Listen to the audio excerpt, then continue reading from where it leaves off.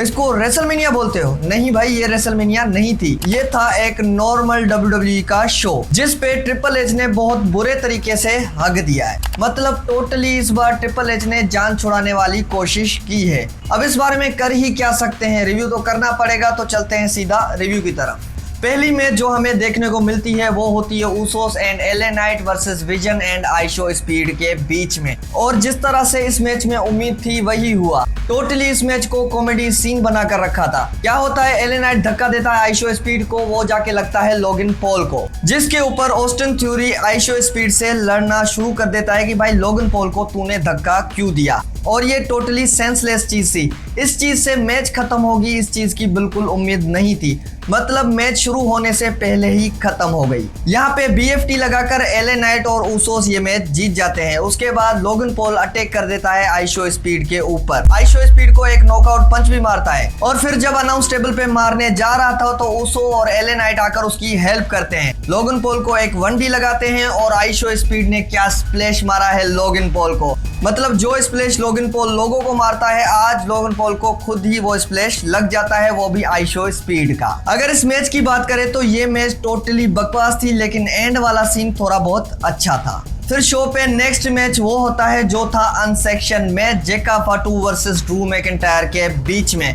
और इस मैच को अनसेक्शन बस नाम दिया हुआ था, यहाँ पे और कुछ नहीं हुआ। हालांकि यहाँ पे टेबल्स, चेयर, टूल बॉक्स सब कुछ था, लेकिन कुछ भी ठीक तरह से यूज नहीं किया गया। और इस मैच में ये उम्मीद थी कि भाई ये अनसेक्शन मैच है तो ये दोनों एक दूसरे को फाड़ देंगे, लेकिन ऐसा कुछ नहीं हुआ था। और जैसा कि आप जानते ही हैं कि ड्रू मैकिंटायर की मैचेस कैसी होती हैं, लेकिन ये उनमें से एक नहीं थी। लास्ट टाइम हमने ड्रू मैकिंटायर की सीएम पंक के साथ मैच देखी थी हेल इन अ सेल में, वो क्या कमाल मैच थी। और ड्रू मैकिंटायर से यही उम्मीद थी कि भाई ड्रू मैकिंटायर है तो थोड़ा बहुत अच्छा मैच जाएगा, लेकिन ये नहीं गया। मैंने आपको पहले ही बताया था ना, ये सिर्फ नाम का अनसेक्शन मैच था, इसमें ऐसा कुछ नहीं होता। थोड़ा बहुत इस मैच को लंबा करने की कोशिश की, जैसे कि मून सोल से ड्रू मैकिंटायर किक आउट कर देता है और क्लेमोर से जेका फाटू किक आउट कर देता है, लेकिन लंबा करने का कोई फायदा नहीं क्योंकि मैच टोटली बकवास थी। फिर एंड में टेबल पे मून सोल लगाकर जेका फाटू जीत जाते हैं इस मैच को। लेकिन इस मैच से जितनी उम्मीदें थी ट्रिपल एच ने सब पे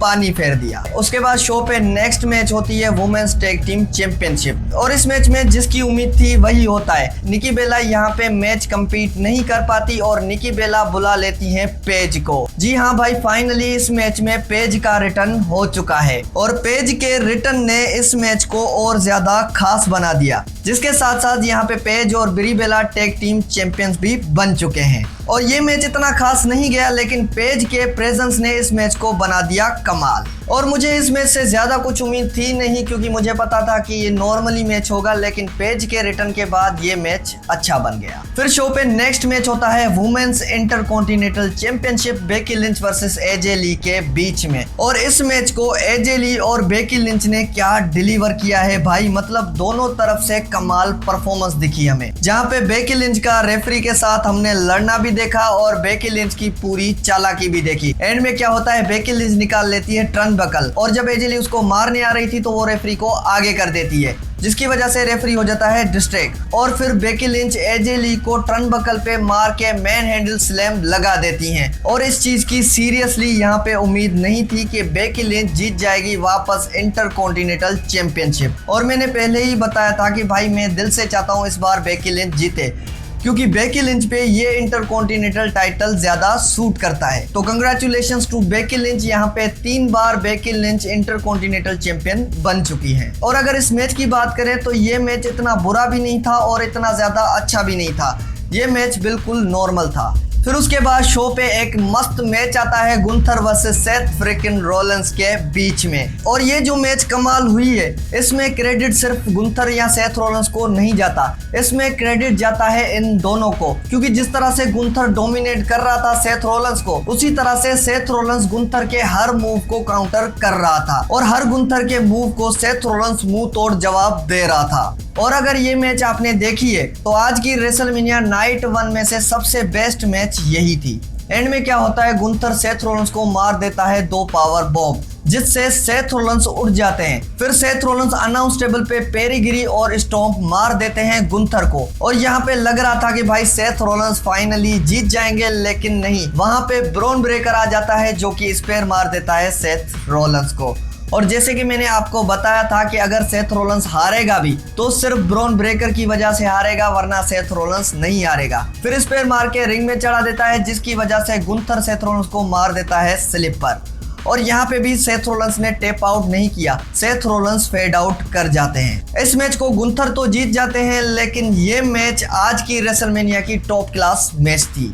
फिर ब्रॉन ब्रेकर जैसे ही जा रहे थे, फिर उड़ते उड़ते आते हैं और एक और स्पेयर मार देते हैं सेथ फ्रिकिन रोलेंस को। इसके बाद अब हमें प्रॉपर राइवलरी देखने को मिलेगी ब्रॉन ब्रेकर वर्सेस सेथ रोलेंस के बीच में। फिर उसके बाद मैच होती है वुमेन्स वर्ल्ड टाइटल के लिए Stephanie Vaquer versus Liv Morgan के बीच में। और इस मैच से उम्मीदें थी कि भाई जिस तरह से इन्होंने पर्सनल राइवलरी कर रखी है, ये मैच कमाल जाएगा, लेकिन नहीं भाई, ट्रिपल एच ने यहाँ भी प्रॉपरली हग दिया। मैच शुरू हुई ही नहीं थी तो वहां पे जजमेंट डे की इन्वॉल्वमेंट शुरू हो जाती है। पहले रोक्सेन परेज आती है, स्टेफनी वकेर को डिस्ट्रैक्ट करने की कोशिश करती हैं। फिर पीछे से रिकेल आ जाती है जो सीधा अटैक कर देती है स्टेफनी वकेर के ऊपर। उसके बाद लिव मॉर्गन ने एक ओब्लिवियन भी लगाया, लेकिन स्टेफनी वकेर यहाँ से किक आउट कर जाती है। इस किक आउट के बाद लगा कि भाई ये थोड़ी मैच और लंबी होगी, लेकिन नहीं, स्टेफनी वकेर ने यहाँ पे जजमेंट डे को तो गिरा दिया, लेकिन लिव मॉर्गन ने उसको स्टील स्टेप पे मार के ओब्लिवियन मार के जीत जाती हैं इस मैच को।